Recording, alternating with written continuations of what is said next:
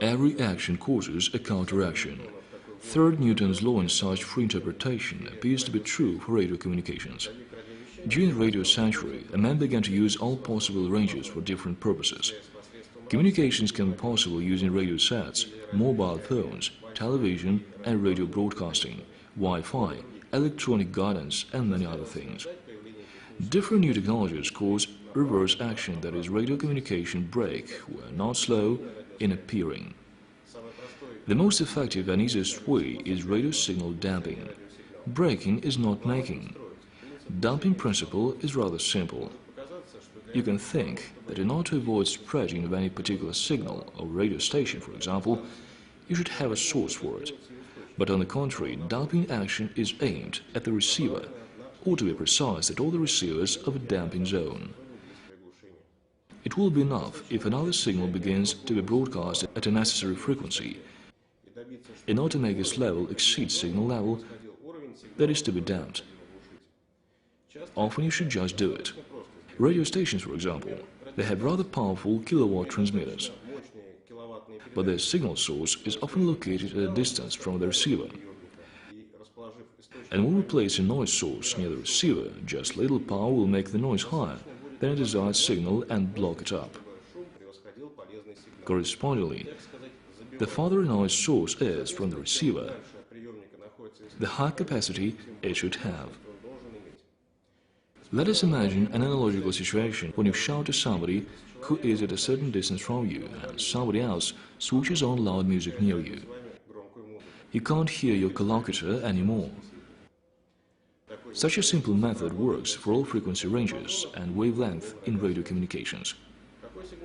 What signal should transmit a damper? In principle, it can be any signal that successfully hampers reception of a signal being damped. White noise, often random sequences of sound.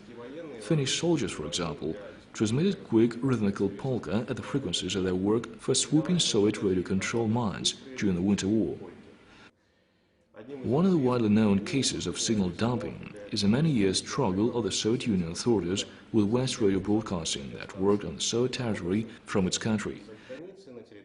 There were a lot of radio masts, dampers, installed throughout the country.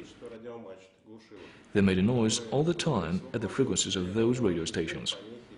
Old people and adults remember that when they set a radio station, they heard sometimes a typical noise and buzzing produced by such generators. Most likely that military and special sources use radio signals damping more widely, because it is a part of electronic warfare activity. It is used both for breaking enemy communications and for hampering radio stations and aircraft activity.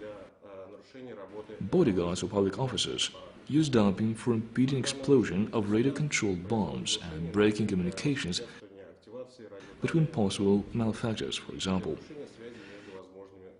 Generally, GSM communication as well as Wi-Fi can also be damped because their working frequencies are known. There are very small devices, jammers, exist for this purpose. Mobile communication can be sometimes deliberately damped in hospital or conference rooms, for example. But it is a more difficult task than for radio broadcasting, for example, because there are a lot of base stations whose signal is rather strong.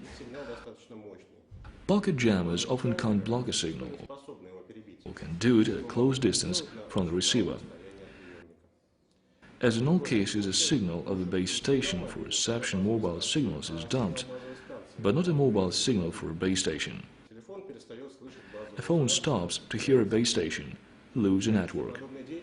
Such actions can be both useful and harmful depending on who is a user. But corresponding authorities keep watch over that. And I want to remind to all of you that your phone can also be a damper during a flight, for example.